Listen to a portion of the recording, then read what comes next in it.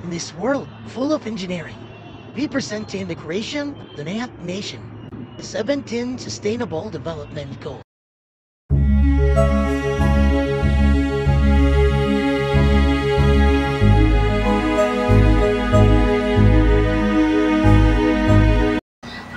Good morning, good afternoon, good day po to everyone. I'm Miss Jeneline Sichua, the Assistant School Principal of Holy Child Catholic School. So welcome sa Holy Child. Sige. So, it's my question po. How does Holy Child Catholic School introduce and discuss the sustainable development goals with students? Okay, so sige. In terms of the sustainable development goals, actually it's a lot. Napakadaming covered ng SDG. But for the Holy Child, we are focusing more on how to the things na mas nakaka-relate ang bata. So syempre, sisimulan namin yan if that would be connected in our mission vision. So it should always be aligned to our mission and vision of our school, which is to help the least, the last, and the lost. So ang unang ginagawa dyan ng Holy Child, especially during school orientation at the start of the school year, is to introduce ano yung mga values na gusto namin i-inculcate sa mga students. So lahat yun, and then afterwards, sususugan ito ng mga academic programs, academic policies, and as well as mga student activities or student services. So initially, doon ini-introduce ni Holy Child yon sa mga bata as early as the early childhood education up to the senior high school department. So kumbaga, nag-iiba-iba lang yung level kung gano'ng kalalim ang maibibigay na ng Holy Child na understanding dito para sa mga bata. And the next question, what are some specific initiatives or programs at Holy Child Catholic School that encourage students to engage with the SDGs and take action on this global issue? Good. So magandang question yun since na-mention nyo ano yung kung paano namin sinisimulan. And syempre, yun nga, more on the orientations. Pangalawa, just to emphasize and as well as to, kumbaga talagang mas maintindihan ito ng bata kapag meron silang hands-on experience. So ano ba yung mga binibigay ng Holy Child? So umpisa na dito is especially if we are going to focus on the poor, poverty. So, syempre, bilang isang Katolikong paaralan, isa yan sa tinuturo natin sa bawat kabataan na nandito na nag-aaral is tumulong. So, with the partnership of the Christian Living Education Department and as well as the CCFO, the Center for Mission Officer, meron tayong mga gift giving na ginagawa. Lalo na ngayon, magdi-December. So, every month, kung matatandaan mo na every month, meron tayong mga offerings. Diba? Pag tayo ay may Friday Mass Devotion na tinatawag, so ang mga bawat section, merong every month na dinadala. Until such time, mabuo ito by December, ito yung binibigay natin as gift giving para sa mga kapitbahay, sa mga malalapit nating mga adopted community, at yung mga bata ngayon, yung nagbibigay siya. Pangalawa, for the poverty also is yung Pondo ng Pinoy. So, regularly, it's either weekly or monthly, nagbibigay ang bawat sections nito. Pangatlo is we have scholarships. Yung Dugtong Dunong scholarship program na kung saan, upon interview, upon enrollment, tinitignan natin who are those qualified individuals para dito. And also, aside under din ng SDG dito is yung ano tayo, kumbaga, tinatanggap natin lahat ng klase ng individual or ng bata. Hindi lang Katoliko, even with other religions, tinatanggap din natin siya whether sila ay mayaman, may kaya, or yung kinakailangan ng tulong, lahat yun tinatanggap natin. And for the senior high school or the high school level, particularly katulad ng course ninyo, civil engineering, is we are also focusing on innovations, industry. So sa industry, they have work immersion. So we have partner industry dyan na kung saan doon natin ina-expose yung bata na ano ba ang matututunan, ano ang may experience sila in actual kapag lumabas na sila sa Holy Child. Innovation, we have research. So nagkakaroon tayo ng research congress dito. And then, sa infrastructure naman, makikita ninyo, yearly, nagkakaroon ng innovations dito sa school or improvement. That's all. Sige, thank Thank you. you po. Thank you.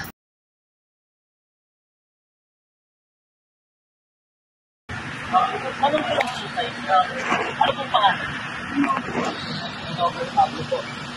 Ilang taon na po kayo? 10 years na po. May konting tanong lang po kami tayo. Yung question po namin, about po ito sa SDG number 9. Pamilya po ba kayo sa SDG? Ang SDG number 9 po is about po ito sa infrastructure and education. Ang tanong lang po namin, isang tanong po.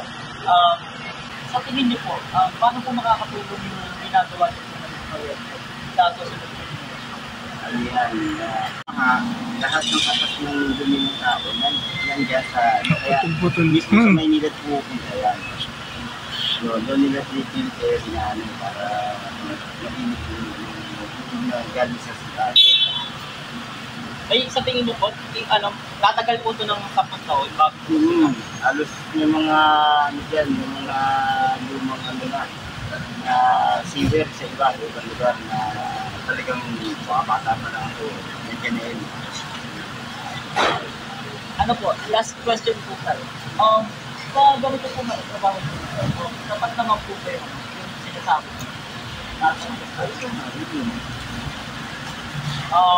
Ayun po tayo. Salamat po.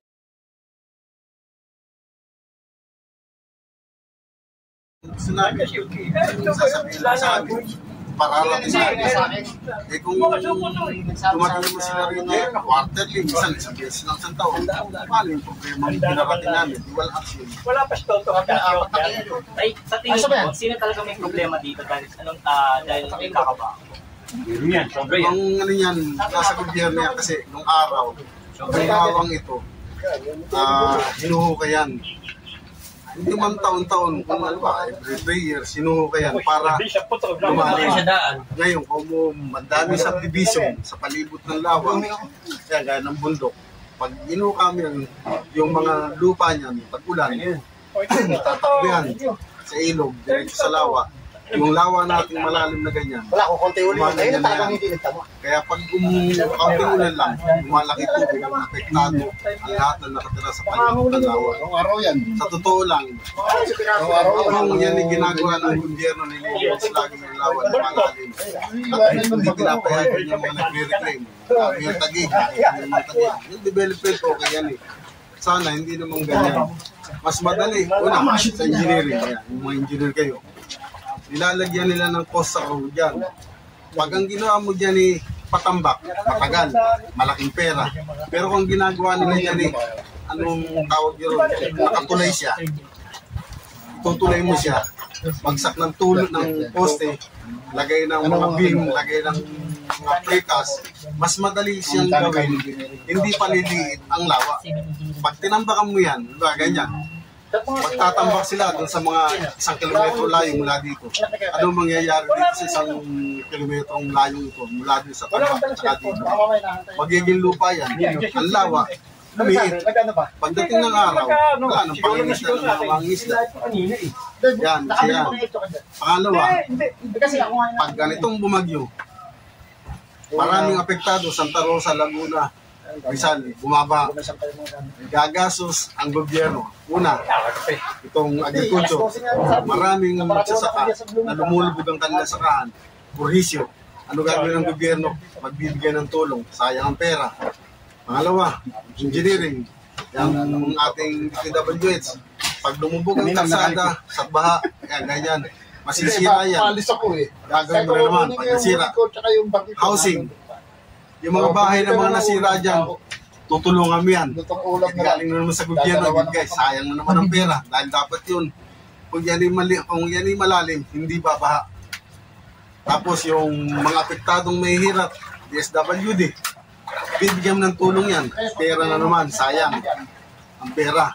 Na dapat hindi mo natutulungan yan kahit na bumaha, kahit bumagyo. Dahil hindi sila maapektuhan. Dahil ang lawa, malalim. Pag malalim ang lawa, maraming makukulong yung tubig yan.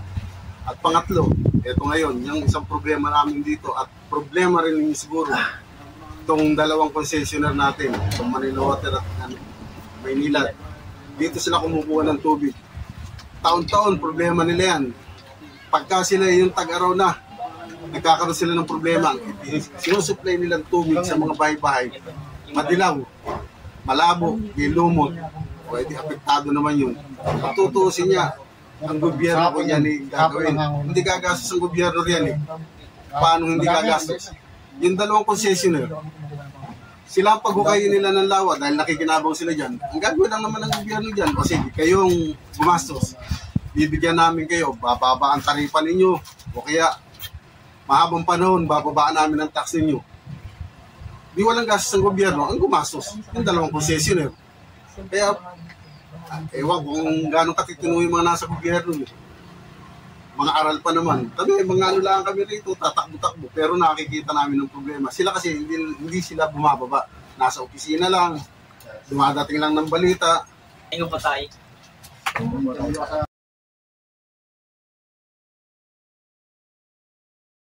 Hello po, kuya. Ano pong pangalan po? Jobert po, De Vera. Meron lang po kaming katanungan po. Gano'n na po kayo katagal na magsasaka po? Ay, bantay lang po ako dyan. Dalawa lang kami ng kapatid ko, kasama yung dalawa kong mga anak na lalaki. Kami lang nagsasaka dyan. Pero ako, sinasamahan ko lang yung kapatid ko, pero yung kapatid ko siyang nagsasaka dyan. Naapektuhan po ba kayo ng Bagyong Christine? Opo. Ano po yung naging epekto po ni Bagyong Christine bilang sa inyo pong sakahan? Nalubog po yan. Parang dagat yan. Lahat yan na sasakain. Nalubog yan. Ano pong ginawa niyong paraan para Inintay lang namin humupa po. Yun yung bugaan ng papuntang creek. Yung Bornal po. Actually niyan po hanggang dito na yung tubig butik na kaming yung evacuation na rin kasi hindi po maiwan-iwan yung mga kambing. Saan po ba yung evacuation po ba? Noon po, nung Bagyong Christine, dyan lang po yung building na po yan, yung pangalawang building. Diyan kami ngayon, ay nangungupahan na po, hardware na po ngayon. Yung sa malapit doon sa junk shop, doon po, malapit sa junk shop. Last question po. Nung binagyo po ba kayo ni Bagyong Christine? Gano'n po katagal yung yung epekto po ni Bagyong Christine, yung baha po? And nag-ano po ba kayo? Naglagay po ba kayo ng mga gamot para po mas mabilis pong tumayo po ulit yung mga palay niyo po? Hindi, nintay lang namin pong umupa yung tubig. Actually nga yan 2 araw na nalubog yan. Kaso lang sa awa ng Panginoon naman, magmula po na po yan 2 beses na nalubog hanggang sa namumunga na. Buti nga sa awa ng Panginoon hindi na nalubog. Nung umulan na malakas, pumapasok ang tubig kasi barado dun sa may floodway po. Yung daloy ng tubig po doon. Kaya hirap ang umupa ng tubig pag malakas ang ulan galing bundok. Pumapasok talaga. Kahit walang ulan dito, pag sa bundok, pumapasok. 2 linggo po yung bumalik ulit yung pananim niyo. Hindi po, ganyan na po yun. Basta naitanim na po. Wag lang 1 linggong malubog kasi talaga lahat ng magsasaka po. Siyempre, gastos din po dyan. Malaki ng gastos ng kapatid po. Maraming salamat po ulit kaya Jobert. Okay, thank you po. Thank you po.